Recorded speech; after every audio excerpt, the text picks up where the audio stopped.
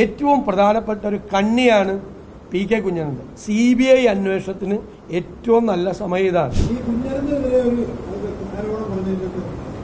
അത് വളരെ ഗൗരവതരമായ ആരോപണമാണ് മുസ്ലിം ലീഗ് നേതാവായ ശ്രീ KM ഷാജി ഉന്നയിച്ചിട്ടുള്ളത്. അദ്ദേഹം അത് പറയാനുള്ള നിരവധി ഇതിനു മുമ്പുള്ള കൊലപാതക കേസുകളിലെ പ്രതികളായിട്ടുള്ള ആളുകൾ ഫസൽ വധക്കേസിൽ ഉൾപ്പെടെ കൊല്ലപ്പെട്ട സാഹചര്യത്തിൽ നേതൃത്വവുമായി CPM നേതാക്കളുമായി ബന്ധപ്പെടുത്താൻ കഴിയുന്ന ഏറ്റവും പ്രധാനപ്പെട്ട ഒരു കണ്ണിയാണ് പി കെ കുഞ്ഞനന്ദൻ. അപ്പോൾ അദ്ദേഹത്തിന് ഭക്ഷ്യ വിഷബാധയേറ്റ് ജയിലിൽ മരിക്കാനുള്ള സാഹചര്യത്തെക്കുറിച്ച് അന്വേഷിക്കേണ്ട. നേരത്തെ ഇതിൻ്റെ ചാർജ് ഷീറ്റ് കൊടുത്ത് അന്വേഷണം നടക്കുമ്പോൾ മറ്റൊരു അന്വേഷണത്തിനുള്ള സാധ്യതകളില്ലേ. പക്ഷെ ഇപ്പോൾ കേരള ഹൈക്കോടതി ഇത് വീണ്ടും റീഓപ്പൺ ചെയ്തിരിക്കുക. ഇതിൻ്റെ അകത്ത് നടത്തിയിരിക്കുന്ന ഗൂഢാലോചനയെക്കുറിച്ച് കുറേ കൂടി വലിയ തോതിൽ അന്വേഷിക്കപ്പെടേണ്ടതാണ്.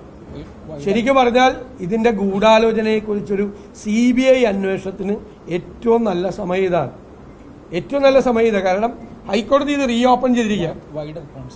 കുറേ കൂടി വൈഡർ കോൺസ്പിറസി ഇതിനകത്തുണ്ട് എന്ന് ഹൈക്കോടതി കൂടി കണ്ടെത്തിയ സാഹചര്യത്തിൽ ഈ TP ചന്ദ്രശേഖരൻ വധവുമായി ബന്ധപ്പെട്ട ഗൂഢാലോചനയെക്കുറിച്ച് ഒരു വലിയ അന്വേഷണത്തിൻ്റെ ആവശ്യം സമാഗതമായിരിക്കുകയാണ്. അതിൻ്റെ റൈറ്റ് ടൈമാണ്. ആ അന്വേഷണം നടത്തിയ എവിടെ പോയി ആ അന്വേഷണം നിൽക്കുമെന്ന് കേരളത്തിലെ കൊച്ചു കുഞ്ഞുങ്ങൾക്ക് വരെ അറിയാം. എവിടെ പോയി അന്വേഷണം നിൽക്കും ഇതാരും അറിയാതെ, പ്രധാനപ്പെട്ട ആളൊന്നും അറിയാതെ ഈ കൊലപാതകം നടക്കില്ല എന്ന് നമുക്കറിയാം. കുലംകുത്തിയെന്ന് ആദ്യം ചന്ദ്രശേഖരൻ ആക്ഷേപിച്ചത് മുഖ്യമന്ത്രിയാണ്. പിന്നെയാണ് മുഖ്യമന്ത്രിക്ക് താഴെയുള്ള നേതാക്കന്മാർ അവനെ വെള്ളമുതപ്പിച്ച് കിടത്തുമെന്നും അവൻ്റെ മസ്തിഷ്കം പൂക്കുല പോലെ ചിതറിക്കും എന്നൊക്കെ പ്രസംഗിച്ചത് അദ്ദേഹത്തിൻ്റെ അനുയായികളാണ്. അപ്പോൾ ഒരു ഗൂഢാലോചന കുലംകുത്തിയായി പ്രഖ്യാപിച്ച് കൊലപ്പെടുത്താനുള്ള നേരത്തെയുള്ള പ്രഖ്യാപനങ്ങൾ നടത്തി ഒരു സീക്വൻസ് ഉണ്ട് ഇതിനകത്ത്.